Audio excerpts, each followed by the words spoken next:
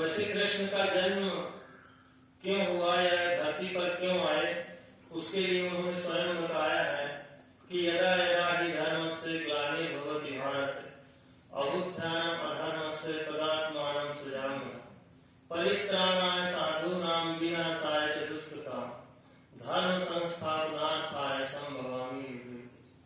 अर्थात जब जब इस धरती में अधर्म बढ़ता है, पाप बढ़ जाता है, तब मैं साधुओं की रक्षा के लिए, धर्म की स्थापना के लिए जन्म लेता हूँ। और श्री कृष्ण ने मथुरा में किन परिस्थितियों में जन्म लिया, आप लोगों को बहुत सारी कथाएं मालूम है। उनको तो उनके जन्म क्या, जब उनका धरती में अस्तित्व नहीं था, तब से उनके मारने की योजनाएं बनने लगी कृष्ण की। जैसे जब उनकी माता देवकी का विदा हो रहा था तो आकाशवाणी हुई। उस समय कृष्ण जी का जन्म नहीं हुआ था। उस समय ये हुआ कि इसका 8वां पुत्र मारेगा। वो 8वें पुत्र थे। अभिमानी उनका विवाह हुआ है, फिर 7 पुत्र और होंगे, फिर 8वां होगा, वो तुम्हारा बात है। तो तभी से उनकी मारने की योजनाएं बनाने लगे कि माने क्यों ना देवकी को ही मार डालें।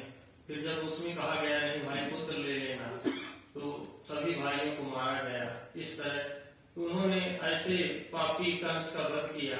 अब उनकी मित्रता यहाँ संदीपनी आश्रम में जब वो अपने बड़े भाई बलराम के साथ पढ़ने आए तो सुदामा से हुई। सुदामा एक गरीब ब्राह्मण थे और कहा जाता है कि एक दिन गुरु माता ने कृष्ण और सुदामा से कहा कि जाओ तुम लोग लकड़ियां ले आओ।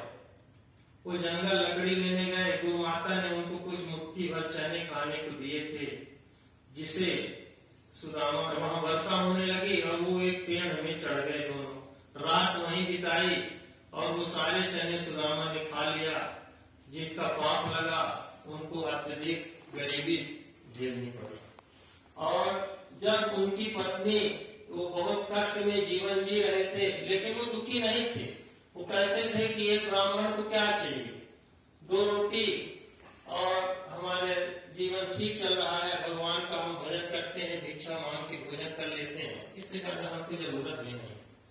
लेकिन उनकी पत्नी एक दिन बहुत आग्रह करने लगी कि आप तो बताते हैं कि आप द्वारकाधीश के मित्र हैं, द्वारकाधीश आपके साथ पढ़े हैं श्री कृष्ण, और आप उनसे कभी मिलते नहीं। तो बोले हाँ मित्र तो हैं, लेकिन मैं क्यों मिलने जाऊं, मेरा क्या काम है उनसे। बोले नहीं, जाइए जाइए। ऐसे उन्होंने बहुत दबाव दिया तो पत्नी के आग्रह पर तैयार हो गए। और जब आने लगे तो उन्होंने कहा मैं अपने मित्र से इतने दिन बाद मिलने जा रहा हूँ, तो कुछ भेंट भी होना चाहिए, क्या लेके जाऊं। उन्होंने पड़ोस से कुछ चावल ला के दे दिए। उन्होंने उसे एक पोटली में रख लिया और वो पैदल भिक्षा मांगते हुए द्वारिका नगरी पहुंचे। द्वारिका नगरी की भव्यता देखकर सुदामा आश्चर्य रह गए। वो बहुत ही सुंदर नगरी थी। वहां के लोग भी बड़े सभ्य थे। सब लोग अपने अपना काम करते थे। उन्होंने वहां लोगों से पूछा, बहुत लोग उन्हें मिले, उन्होंने प्रणाम किया कि कोई ब्राह्मण देवता आए हैं, और उन्होंने पूछा कि श्री कृष्ण का महल कहाँ है। बताया कि और आगे चले जाइए इधर। ऐसे पहुंचे तब द्वारपालों ने उन्हें रोक दिया। बोले कि आप कौन है। बोले मैं सुदामा हूँ, श्री कृष्ण का मित्र हूँ। बोले अरे वो तो द्वारिका के राजा हैं, तुम उनके मित्र कैसे हो सकते हो, तुम्हारे तो शरीर में कपड़ा भी नहीं है, तो ठीक से पहने नहीं हो, जूते नहीं है, तो ऐसे मित्र नहीं हो सकते। बोले नहीं, एक बार अगर आप उन्हें जाके बता दें कि आपका मित्र सुदामा मिलने आया है, और अगर वो कुछ न बोले तो फिर मैं लौट जाऊंगा। किसी तरह द्वारपाल माने। कोई द्वारपाल गया, उन्होंने श्री कृष्ण को बताया। जैसे ही श्री कृष्ण ने सुना तो वो जैसे थे ऐसे ही दौड़े चले आए महल से। मतलब उन्होंने अपना राजसी वेश कुछ नहीं धारण किया, जिस हालत में थे, न जूते पहने, खड़ाऊ चप्पल जो भी था कुछ नहीं पहने, और दौड़ते हुए चले आए। मित्र के बारे में सुना और आके उनको बड़े आदर के साथ ले गए और उन्होंने कहा, बड़ा आदर किया, सत्कार किया।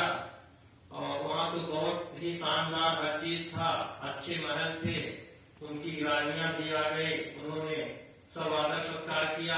तो सुदामा जी जो भेंट लाए थे उसको छिपाने लगे कि अरे इतने बड़े राजा, जहाँ हर चीज है, और मैं एक मुट्ठी चावल इनको क्या दूं, ये तो बड़े शर्म की बात है।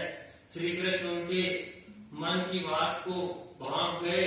उन्होंने कहा क्यों, क्या छिपा रहे हैं, हमें भाभी ने कुछ भेंट दिया है और वो आप छिपा रहे हैं। आप पहले भी चोरी करते थे, आज भी चोरी कर रहे हैं, आपने चोरी करने की आदत छोड़ी नहीं।